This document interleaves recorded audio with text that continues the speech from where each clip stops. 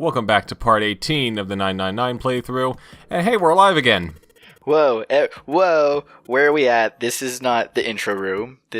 I do not smell the ninth man's guts spewed about the rooms. We are where Ace unheroically sacrificed himself to his drug addiction? Ha, silly Mexi. We've already gone through those segments hundreds and hundreds of times, so now we're going to go back to the second choice here, and go through the number 3 door. This is the only room we just haven't been through of the first 6 at least, right? Yeah, and it's not even really required. I mean, technically it's not required, but a lot of the game is actually not required. But yeah, we're going to go through it anyway because it's honestly the easiest way to get to door number 2, which has a lot of plot stuff in it. Ah, true.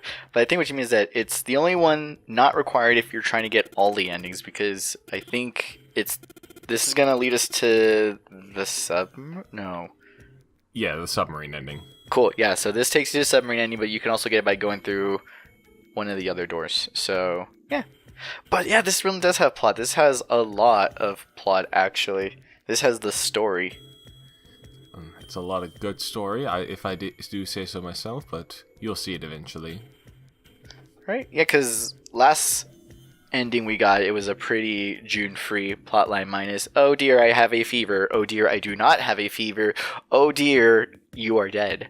And now we're going to be getting some actual reasons on why Junpei even gives a crap about June, because especially with this door choice, he is so...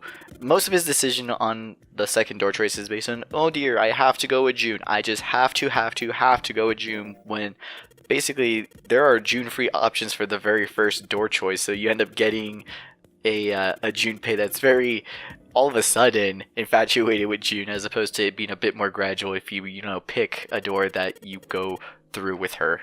Right. Well, I mean, I wouldn't say suddenly, but it's probably feelings that he's had for a long time. Yeah, I mean, the game is written to where it's not as abrupt, but I'm just saying, if you wanted to be like, I don't know, if you were going truly blind, you're like, oh, hey, here's June. Okay, bye, June. Okay, we love you, June. Okay, we cannot make decisions without you being nearby, June. Yeah, it also helps with the fact that she's the only other person that Junpei tech knows, or has a history with, prior to the Nonary games. So, exactly. Yeah. So I mean, he's holding to June has essentially become Junpei's safety blanket. She is what grounds him to the outside world, what gives him the hope, what drives him. Essentially, gives him a reason to even push through the game.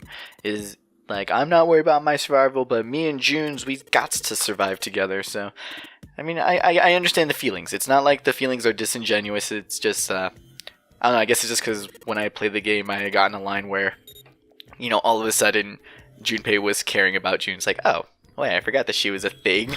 I thought she had died, like in many of the other endings.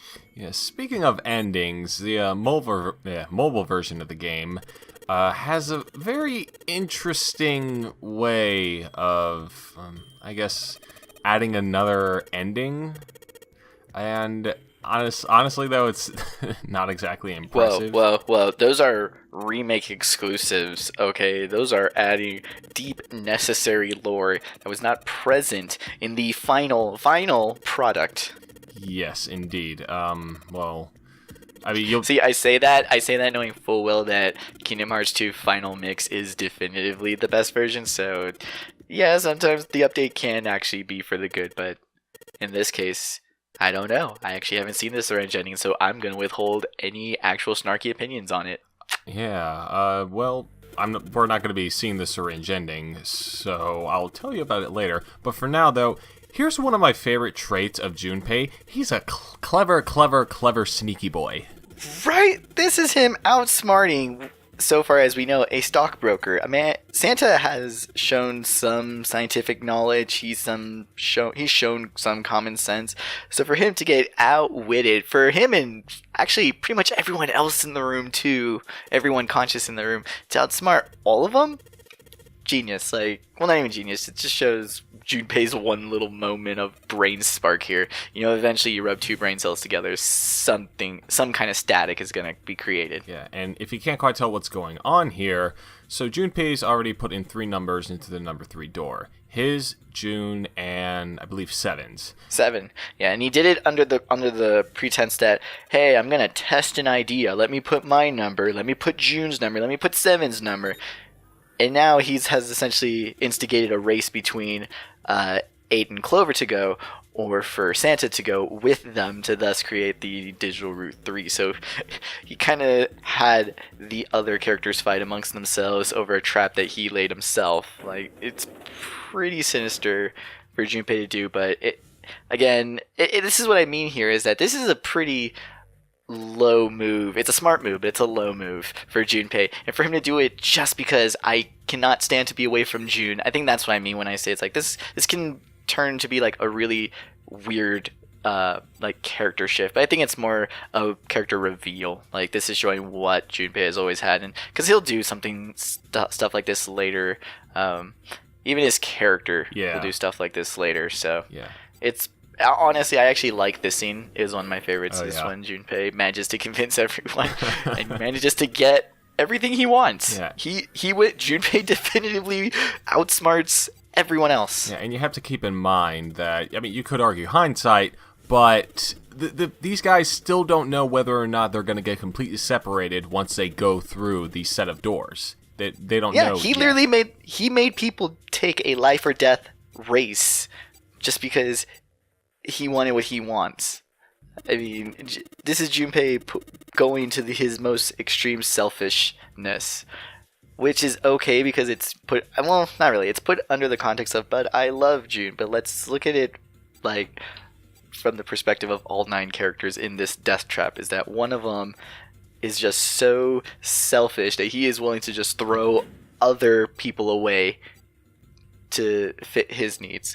Like, it's kind of dark for Junpei, who is supposed to be our jokey, haha, ladder protagonist. Yeah, it's a nice change of pace. And again, with the dead scenarios, there's no situation where they actually run out of time and blow up or anything. But this is the closest, I would argue, they come to that. Oh, this one gets really tense because they start off in the dark. They don't know where they are. I mean, some of them didn't even really consent to go through the door. Like, this is a clusterfuck. I mean, we're riding the intensity of, like I said, that whole previous scene of Junpei's gambit. Yeah. Now, of course, we are going through the number 3 door. We already know what's behind the number 3 door, so it's not going to be exactly even more pleasant scenario once they realize what environment they're in. Yeah, this is, I mean, it's kind of nice if you go through the route that the 9th man blew up in, and then you go through this door. That way you maximize the amount of dead bodies you encounter in a playthrough.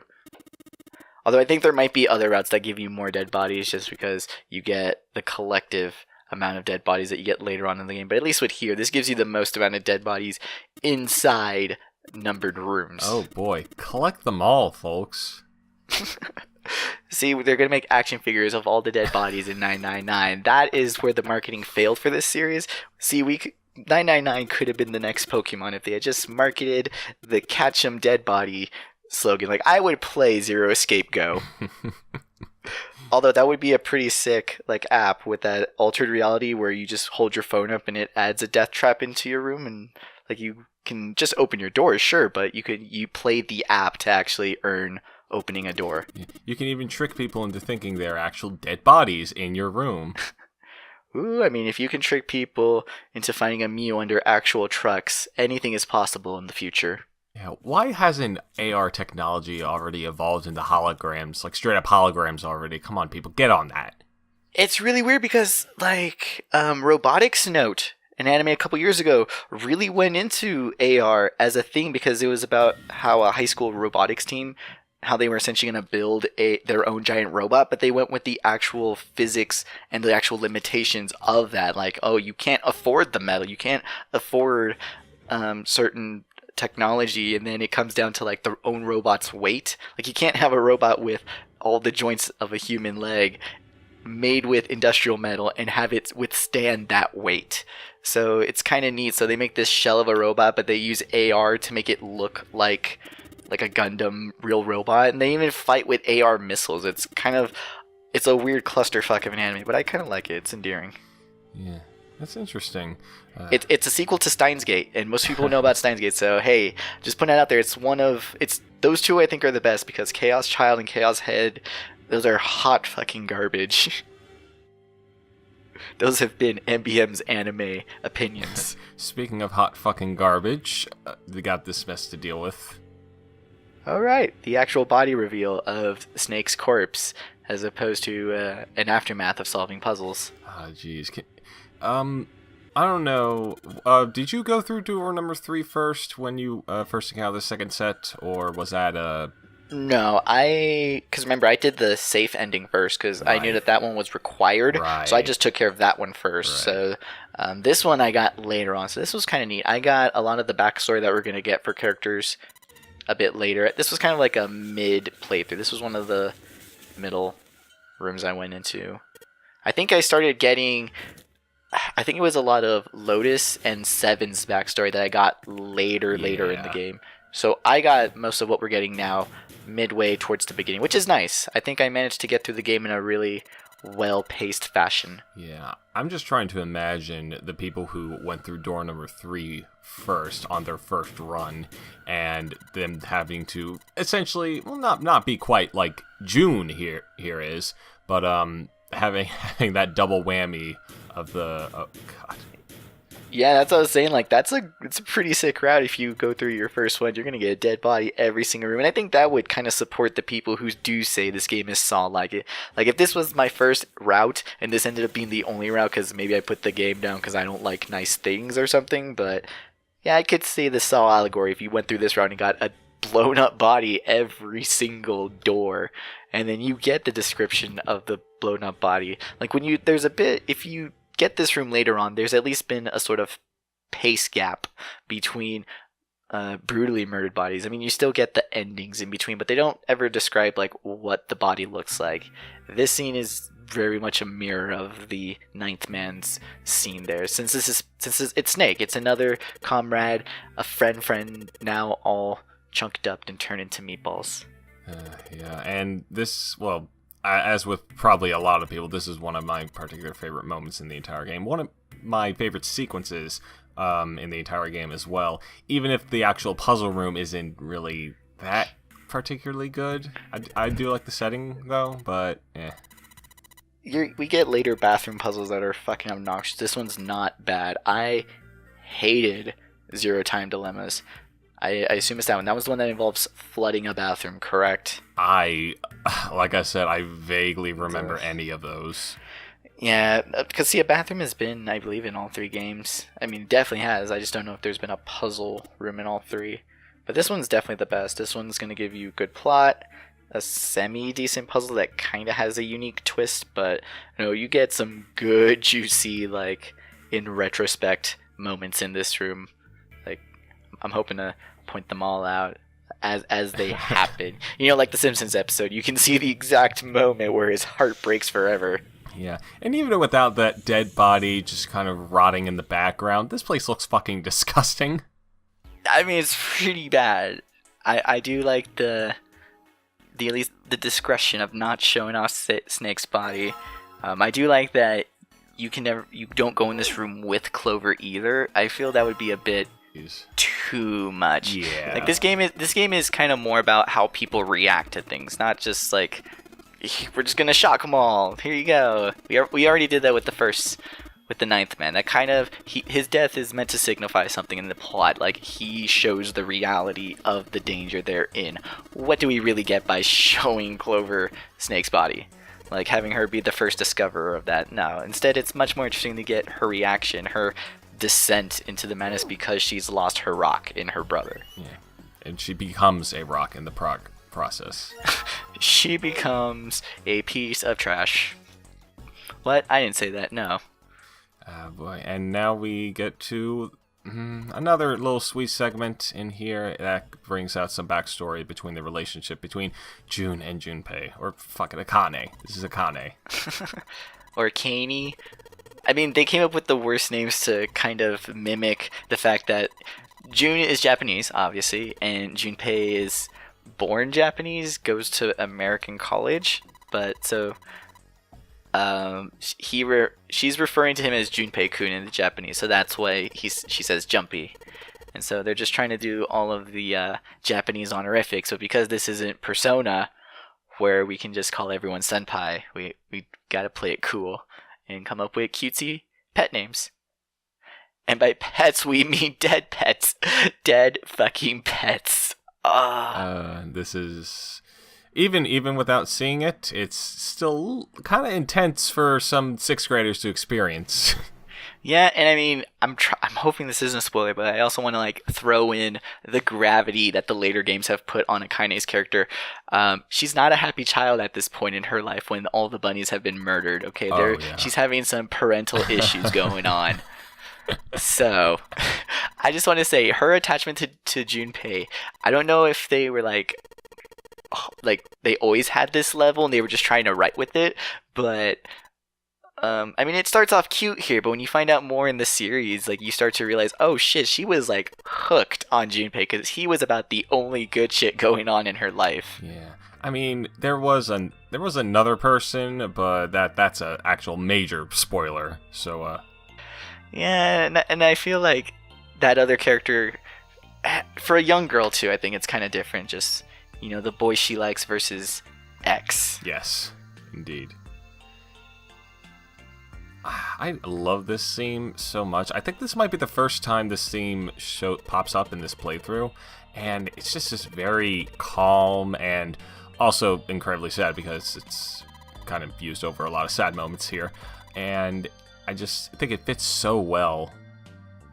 No, I'm definitely a fan of this bathroom scene, getting the backstory of the rabbits, because then it explains a lot more when we get plot required flashbacks, because we're going to get more of their whole child relationship, but I feel like it's really good if you get this cutscene first. This is a good introduction to how does Junpei feel about Akane, why does Akane feel for Junpei. Like, this works so much better than the last ending we got, and that was an ending. Like, this could have worked as its own ending. Like, if they had just switched their conversation from the knife ending for this, then maybe the knife ending could have had some sort of reward for it, but it's not. So instead, the bathroom is one of the most rewarding scenes in the game for some reason. Yeah, if they had stuck that at the before you get shanked by whoever that person was, that would have felt maybe a little bit cheap. So it's better if it was put in here. I mean, it would have been thematical though, because you know the rabbits got stabbed, now Junpei got stabbed. It's like, hey, it makes sense, right? But it could also just be that everything in this game involves murder, and thus makes everything very sad. Oh, so sad. And all of this just because he looked at a mop. Right? Was it even a mop? I think it's a broom, actually. Yeah, whatever. It's a clean utensil. It's long. It's a sticky thing. Exactly, and it reminds Akane of when her and Junpei had happy moments and weren't standing next to the remains of Snake. The blind man who was blown up in a bathroom and whose sister is now grieving. Not yet, but will be. Well, I mean, she's at least doubtful of everyone, because that's Clover's personality, is that my brother is not nearby or my best friend is not nearby. He's like Patrick in that scene where like they all run away and they get the chocolates, and he like forgets that he eats his chocolate, and his first reaction is, which one of you flatfoots ate my chocolate? That's Clover. That was one of the best lines in that whole series, is which one of you flatfoots ate my chocolate. They also are associated with the color pink, so even more comparisons. Oh my god. Oh my god. Now the fan theories are going to start up all over again. We're just going to have to start this whole new playthrough based off the theory that Clover is Patrick. Swear to god, I see art of Patrick with pink ponytails and an axe. I scream. I will scream. Yeah. Pay attention to that one line that Seven said about OC equals organized crime. It's going to become a little bit more relevant in the later parts, next couple parts. Yeah, in the next couple at least. But you can get even more in this room, though. Either this one, and also when you're back with Snake too, is sprinkled in Seven's vocabulary are police jargon. Is police jargon at least. So the OC is one of many, so it's not even really a spoiler, and it's kind of at least one of the mandatory hits for that. It was one of those things I mentioned earlier where if you go with all the flavor text, a lot of the twists feel a bit more obvious. It's like, well, yeah, you literally dropped it about 40 times. Yeah. Oh boy, how will we get to the bottom of that? Why is that grate so deep? I mean, I guess they need... there's a lot of water that goes in through this bathroom, so I guess that would make sense.